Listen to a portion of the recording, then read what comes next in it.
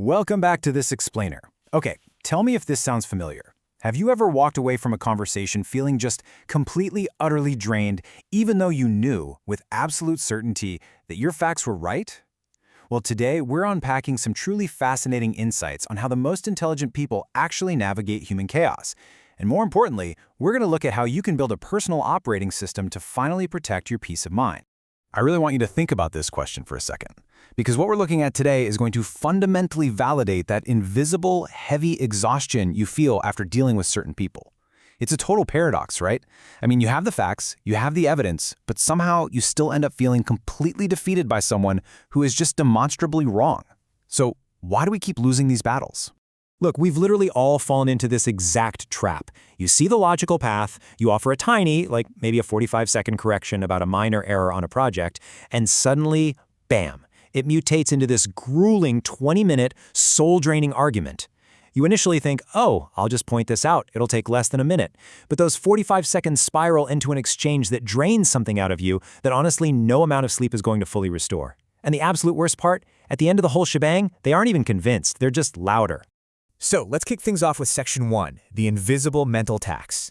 Now, this tax we're talking about, it is perhaps the single greatest threat to your peace of mind and your success. Honestly, way more than failure or competition ever could be.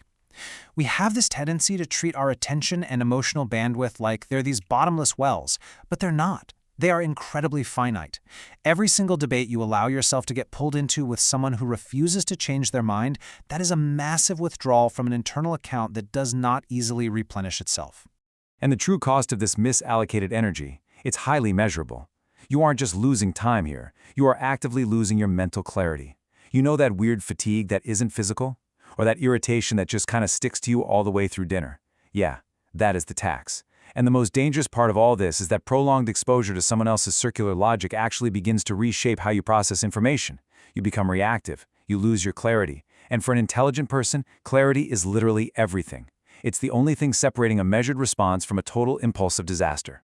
Which brings us to Section 2, why logic fails. Okay, so we naturally assume that if we just lay out the clean evidence, right? Construct a nice, clear argument, the other person is just going to walk right alongside us to the truth. But assuming everyone values truth over their own ego, wow, that is an incredibly expensive assumption to make. The reality is, logic is truly only as powerful as the mind receiving it. Here's the hard truth. If someone operates from deeply fixed emotional patterns, your perfectly crafted logic, it doesn't land as helpful data. It lands as a direct threat. It genuinely doesn't matter how gentle or polite your tone is. To an ego-driven mind, facts that contradict their worldview are seen as an active attack on their dignity. And threats do not produce agreement, folks. They produce defense mechanisms, escalation, and just incredible stubbornness. There's this brilliant quote from the source material that perfectly hits the nail on the head. They showed up to an emotional battlefield carrying intellectual weapons and wondered why nothing landed.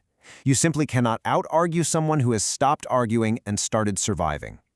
When a person feels intellectually cornered, the conversation stops being about the actual topic. It becomes 100% about protecting their pride. They'll use personal attacks, intense emotion, anything to completely sideline your logic. Moving right along to Section 3, ignorance versus chosen stupidity. Listen, treating these two completely different operational states as the exact same thing is the root cause of so much of your frustration. Genuine ignorance? That's just a lack of exposure. When you patiently explain something to someone who's genuinely ignorant, you can actually see them shift and grow. It's a real investment. But chosen stupidity? That is a highly developed defense system. They dismiss evidence because the act of changing their mind is way more threatening to them than just being wrong. Pouring your patience into that isn't an investment. It's like pouring water into a bucket that was designed with a hole in it. And oh, you really have to watch out for this one, the dangerous fake engagement. This is where they use the language of open-mindedness merely to delay you. They will look you dead in the eye, nod, and say, that's an interesting point, I'll think about it. But their behavior? Zero actual processing. They've just learned that putting on a performance of receptiveness keeps you hooked and trying. Learning to spot this fake performance early is going to save you from endless, circular exhaustion. So what do we do about it? Let's dive into Section 4, the strategy of detachment. To make this work, we have to completely redefine what disengagement actually means. It is not cowardice. Actually, scratch that. It's the exact opposite. It's the highly disciplined choice to stop needing to be right out loud. Most people think walking away means you lost the fight, but true emotional detachment requires massive self-control. You stay fully present, fully clear, but you stop tying your own personal value to whether or not this other person agrees with you. You literally just let an incorrect statement hang there in the room, totally unchallenged, simply because your peace of mind is worth more. A lot of intelligent people confuse detachment with suppression. If you're just sitting there biting your tongue and burying your frustration, you're just building a pressure cooker inside yourself, and that's going to explode eventually. True detachment means your need for their validation is genuinely 100% gone. You step completely outside the storm, and you just calmly observe the mechanics of their behavior without absorbing any of it. Think about it like this. A person who cannot provoke you emotionally has absolutely zero power over you. Taking away the target strips them of all their leverage. Their weapons, the insults, the raised voices, the deliberate twisting of your words, they all require an emotional target to actually land. When you remove your ego from the equation, those weapons become utterly useless. They escalate, they spin out, and you remain perfectly level. And finally, we arrive at Section 5, the exhaustion of fixing. This right here is a quiet but incredibly devastating cycle. Because you're a reflective person, right?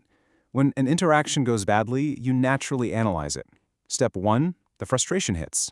Step 2, you figure out a better way to explain yourself, and you walk into the next interaction expecting a breakthrough because surely they'll get it this time.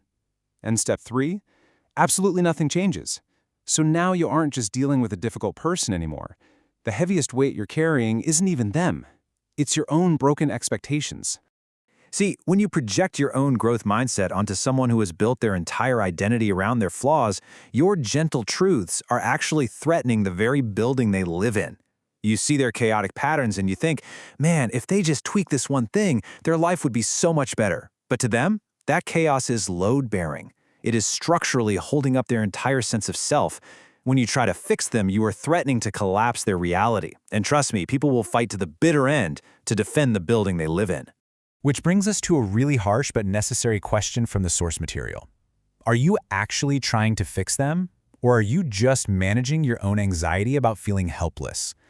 Watching someone you care about stay stuck in destructive patterns causes us intense psychological discomfort for sure. But so often, our relentless, exhausting attempts to help them are really just our own way of soothing ourselves. So, as we wrap up this explainer, I want you to remember this.